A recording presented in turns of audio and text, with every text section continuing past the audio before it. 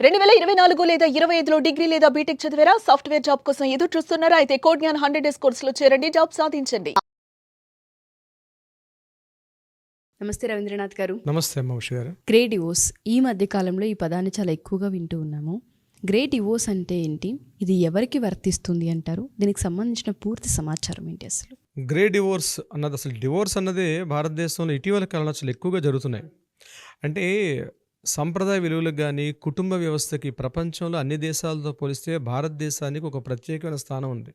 కుటుంబ విలువలు కుటుంబ వ్యవస్థ సంబంధించి అయితే మారుతున్నటువంటి కొత్త కొత్త సామాజిక పరిస్థితులు వీటి వల్ల డివోర్స్ అనేది బాగా ఎక్కువగా జరుగుతుంది.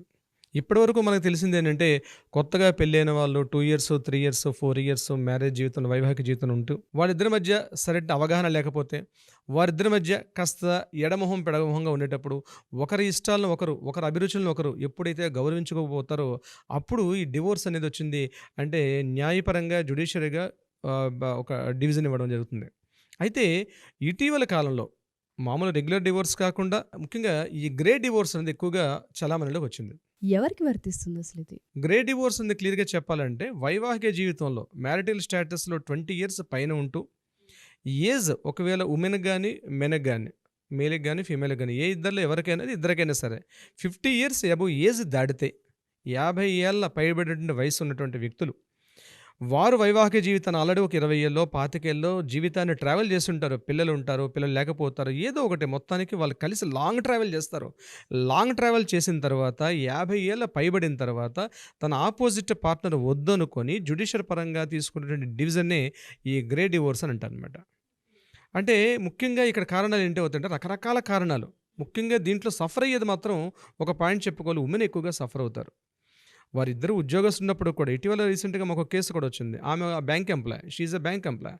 వాళ్ళ హస్బెండ్ కూడా వేరే చోట ఆల్రెడీ అతను కూడా ఎంప్లాయ్. కానీ ఈవిడ మార్నింగ్ లేచి పిల్లలకి తను పూర్తిగా సర్వీస్ చిన్నపిల్లలు 20 ఏళ్ళు అంటే పిల్లలు చిన్నపిల్లలుగా పుట్టి వాళ్ళని పెద్ద చేసి వాళ్ళ కాలేజీలకి వాళ్ళకి అన్ని పంపించి వాళ్ళకి పెళ్ళిళ్ళు చేసే స్టేజ్ దాకా వాళ్ళని తన లైఫ్ని సాక్రిఫైస్ చేసుకుంటుంది స్త్రీ అనేది.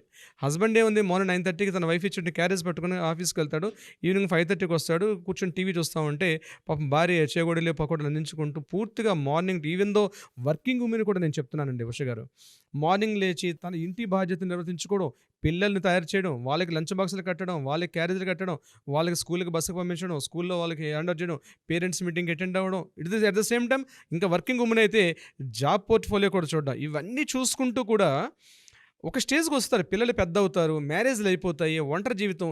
కానీ ఈ హస్బెండ్ తోటి ఈ 20 ఏళ్ల పాటు ట్రావెల్ చేసి వాడు పెట్టినటువంటి టార్చర్లు భరించలేక ఇంక ఈ జీవితంలో నాకు మార్పు కావాలి, నా ఫ్రెండ్స్ అందరూ మంచి లైఫ్ని కోరుకుంటున్నారు, నాకు ఏంటి ఈ యొక్క బావిలో కప్పలాగా నేను ఇక్కడే ఉండిపోవడం ఏంటి, నాకు ఇటువంటి లైఫ్ కాదు కదా, నాకు ఫ్రీడమ్ కావాలి, ఏముంటుంది ఆర్థిక స్వతంత్రం నాకు కూడా ఉంది, కాబట్టి ఇతనితో నేను కలిసి ఉండలేను అనుకునే దృష్టాంతాలు చాలా ఉన్నాయి. అట్లాంటి సందర్భాల్లో కోరుకునేది ఈ గ్రే డివోర్స్ అంటారు. ఇక వైఫ్ పరంగా అంటే నేను చెప్పేది ఇప్పుడు ఉమెన్ పరంగా చెప్పాను. నాకు కేసు ఎలాగొచ్చింది, ఇప్పుడు ఆల్రెడీ కేసు ఫైల్లో ఉంది అది. ఇంకొక కేసు ఏంటంటే హస్బెండ్ తన వైఫ్తో ట్రావెల్ చేస్తాడు, పాపం తను కూడా తన లైఫ్ని సాక్రిఫైస్ చేసుకుంటూ ఉంటాడు.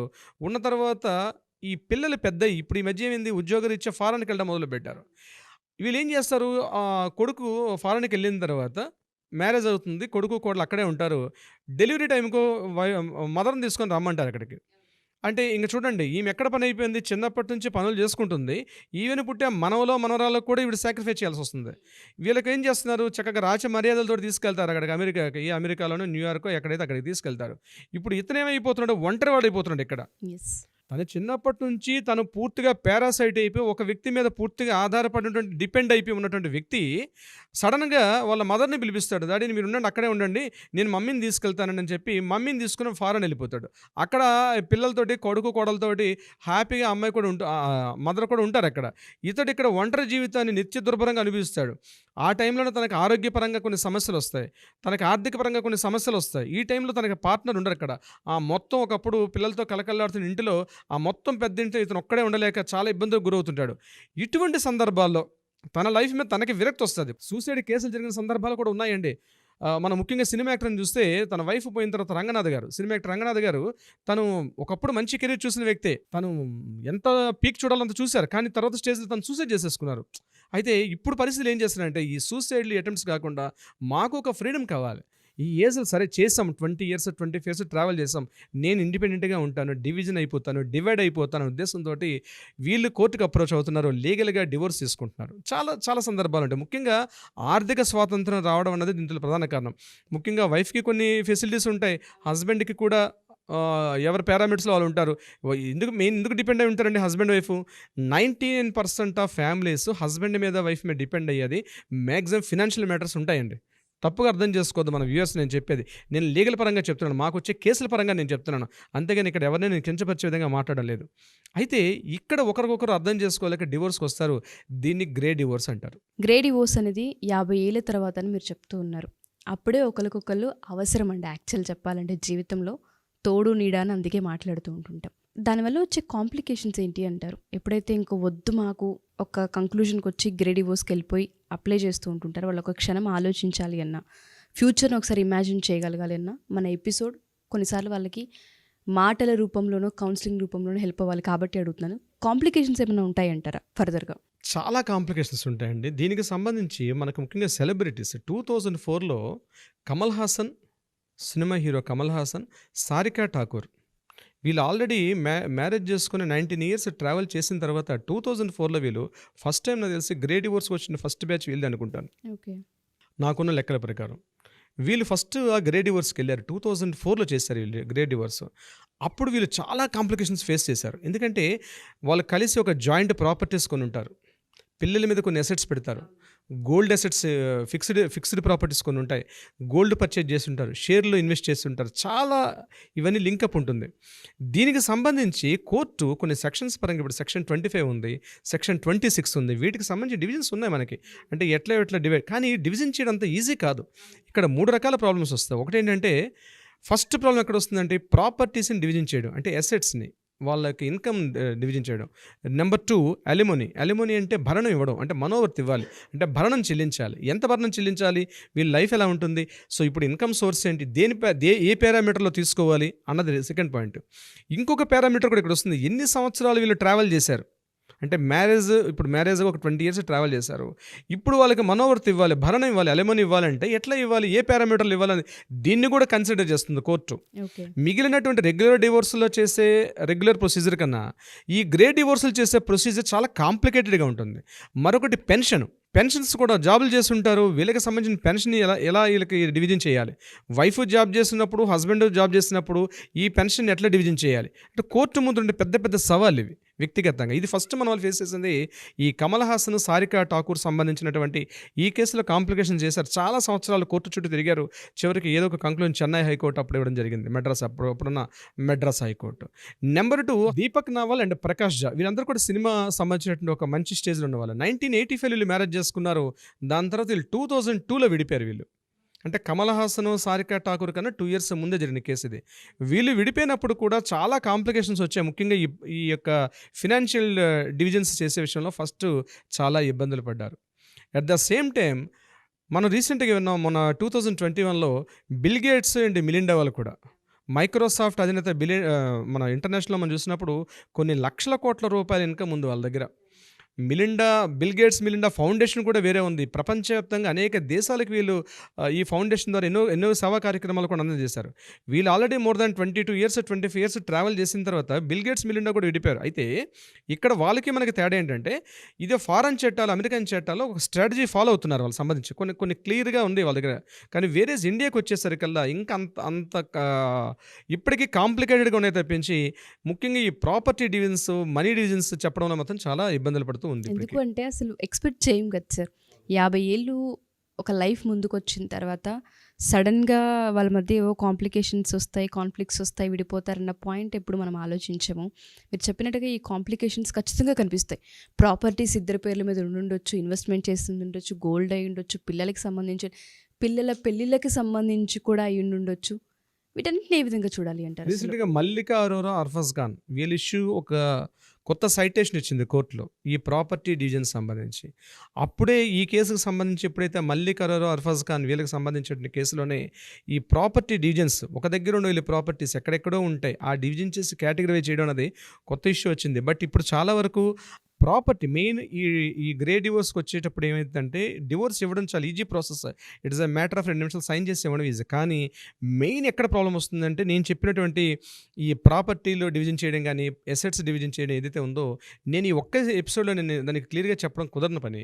దీనికి సంబంధించి కొన్ని పారామీటర్స్ ఉన్నాయి, దానికి కొన్ని లెక్కలు ఉన్నాయి. ముఖ్యంగా హిందూ వివాహ చట్టం 1955 సంబంధించిన దీని ప్రకారమే డివిజన్స్ జరుగుతాయి. సెక్షన్ 13 యాక్చువల్గా డివోర్స్ సంబంధించి ఇచ్చేది సెక్షన్ 13 ఉంటుంది. సెక్షన్ 24, సెక్షన్ 25 ఎంతెంత పారామీటర్స్లు ఇవ్వాలి. ముఖ్యంగా సెక్షన్ 24 ఏం చెప్తుంది, ఈ కేసు నడిచినంత కాలం కూడా ఎవరైతే ఫిర్యాదుదారుడు కాకుండా అపోనెంట్ ఎవరైతే ఉంటారో వాళ్ళకి ముఖ్యంగా మహిళలకు సంబంధించింది. ఈ మీన్వేల్ అంటే జడ్జిమెంట్ వచ్చేదాకా వాళ్ళకి కావాల్సిన టోటల్గా ఇవ్వాల్సినటువంటి భృతి కానీ మెయింటెనెన్స్ అన్నీ కూడా ఈ సెక్షన్ 24 చెప్తుంది. ఇట్లాంటి చాలా ఉన్నాయి సెక్షన్స్. సరే ఏదేమైనప్పుడు కూడా అంత వైవాహిక సంబంధం ఉన్నవాళ్ళు అంత మ్యారిటల్ కలిసి ఉండడం మాత్రం ఒక విధంగా చెప్పడం కూడా అంత కరెక్ట్ కాదు. ఈ మన హిందూ వివాహ చట్టంలో ముఖ్యంగా యాజ్ బీయింగ్ అన్ ఇండియన్స్ విడిపోమని మనం చెప్పడం కరెక్ట్ కాదు. కానీ చట్టాలు అలా ఉన్నాయి. మారుతున్న కాలం ముఖ్యంగా ఇన్ఫర్మేషన్ టెక్నాలజీ పెరగడం, పిల్లలు ఎక్కడెక్కడ ఉద్యోగాలు ఇచ్చి వెళ్ళడం, పట్టించుకోకుండా ఓల్డేజ్ హోమ్లో అరే ఇన్ని సంవత్సరాలు పనిచేస్తాం మాకు ఒక ఇండిపెండెన్స్ ఉంటే బాగుంటుంది. మహిళలు ముఖ్యంగా ఆలోచిస్తున్నారు ఈరోజు. ఇండిపెండెన్స్ వచ్చిన తర్వాత ప్రధానంగా మహిళలు ఆలోచిస్తున్నారు. ఇతనితో నేను ఇంతకాలం ట్రావెల్ చేశాను, నన్ను నేను కోల్పోయాను, నేను జీవితం అంటే ఏందో తెలుసుకోలేకపోయాను, ఇప్పుడు లైఫ్ తెలుస్తుంది, ఈ టైంలో ఇంకా ఇతను నన్ను టార్చర్ చేస్తున్నాడు. ఇంకా మీరు చెప్తే నమ్మరండి ఉష గారు, మాకు కొన్ని కేసులు ఉంటాయి. మేము ఆశ్చర్యపోతాం వాళ్ళు వచ్చే కంప్లైంట్స్ చెప్తుంటే. ఏంటి ఆ పని చేశాడు అంటే రీసెంట్గా మాకు శ్రీనగర్ కాలేజ్ నుంచి ఒక కేసు వచ్చింది. మాకు ఆయన ఒక మింటి కాంపౌండ్లో మంచి జాబ్ చేశాడు, రిటైర్డ్ పర్సన్, ఆల్మోస్ట్ 2 years అయిపోయింది రిటైర్మెంట్. అతను మంచం చైర్లోంచి లేవాలని పరిస్థితి, కానీ ఆమెను ఆ టైంలో కూడా ఇబ్బంది పెడుతున్నాడు. ఎవరి కోసం నేను భయపడాలి, ఈ సొసైటీలో ఎవరి కోసం నేను ఇంకా ఇంత కలిసి ఉండాలని ఒక రకమైన విరక్త భావన వచ్చేస్తుంది అనమాట. అప్పుడు ఇట్లాంటి ఈ గ్రే డివోర్స్ అన్న వర్డ్స్ అనేవి మనకి రెగ్యులర్గా రావడం. అయితే ఒకటి ఏంటంటే మహిళలకి అవేర్నెస్ ఉండాలి.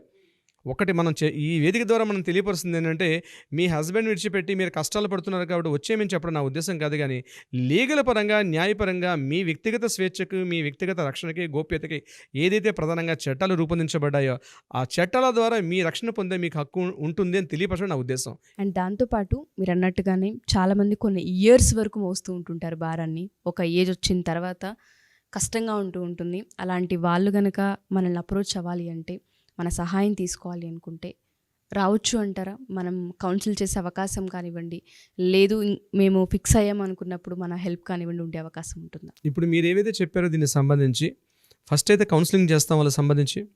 అదేవిధంగా న్యాయ సహాయం కావాలి, ముందైతే వాళ్ళని కంటిన్యూగా వాళ్ళ కష్టాలు వినే అవకాశం మనం ఉంటాం, మనం టైం ఇస్తాం ఖచ్చితంగా. ఏ స్థాయి వ్యక్తులైనా పర్వాలేదు, వాళ్ళ కష్టాలు వింటాం, వాళ్ళ కౌన్సిలింగ్ చేస్తాం మ్యాక్సిమం ఉన్నంత వరకు. న్యాయపరంగా ఎటువంటి సలహాలు కావాలనుకున్నా, సంప్రదింపులు కావాలనుకున్న కింద కాంటాక్ట్ మనకి ఏదైతే డిస్ప్లే అవుతున్న నెంబర్ కాంటాక్ట్ చేయగలిగితే డెఫినెట్గా మన టీం వాళ్ళు అప్రోచ్ అవుతారు, డెఫినెట్గా వాళ్ళకి హెల్ప్ చేస్తారు. Sure sir. గ్రే డివోర్స్ గురించి యాక్చువల్గా నాకు తెలీదు.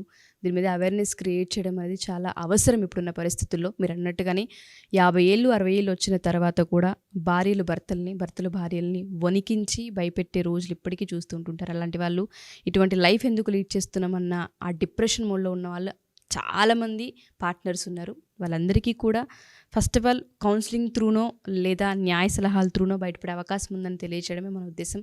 Thank you sir, thank you so much. Thank you so much Usha గారు. సుమన్ టీవీలో మీ పర్సనల్ అండ్ బిజినెస్ ప్రమోషన్స్ కోసం కింది నెంబర్కి కాంటాక్ట్ చేయండి.